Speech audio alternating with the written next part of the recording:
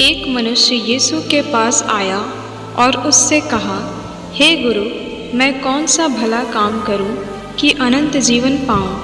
उसने उससे कहा, तू मुझसे भलाई के विषय में क्यों पूछता है?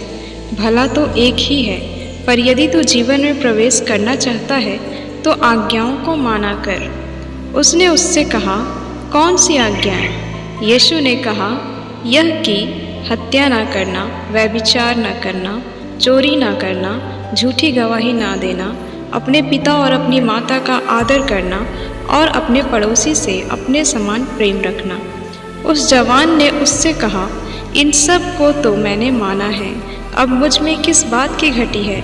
यीशु ने उससे कहा, यदि तू सिद्ध होना चाहता है तो जा, अपना माल बेचकर कंगालों को दे और तुझे स्वर्ग में धन मिलेगा, और आकर मेरे पीछे हो ले। परंतु वह जवान यह बात सुन उदास होकर चला गया, क्योंकि वह बहुत धनी था। तब यीशु ने अपने चेलों से कहा, मैं तुमसे सच कहता हूँ कि धनवान का स्वर्ग के राज्य में प्रवेश करना कठिन है।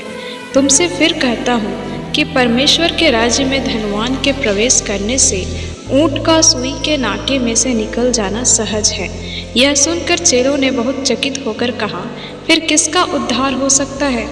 यीशु ने उनकी ओर देखकर कहा, मनुष्यों से तो यह नहीं हो सकता, परंतु परमेश्वर से सब कुछ हो सकता है। इस पर पतरस ने उससे कहा, देख, हम तो सब कुछ छोड़कर तेरे पीछे हो लिए हैं, तो हमें क्या मिलेगा?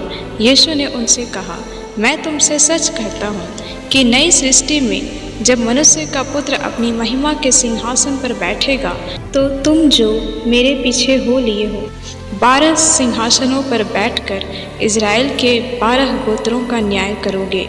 और जिस किसी ने घरों या भाइयों या बहनों या पिता या माता या बाल बच्चों या खेतों को मेरे नाम के लिए छोड़ दिया है, उसको 100 गुना मिलेगा और वह अनंत जीवन का अधिकारी होगा।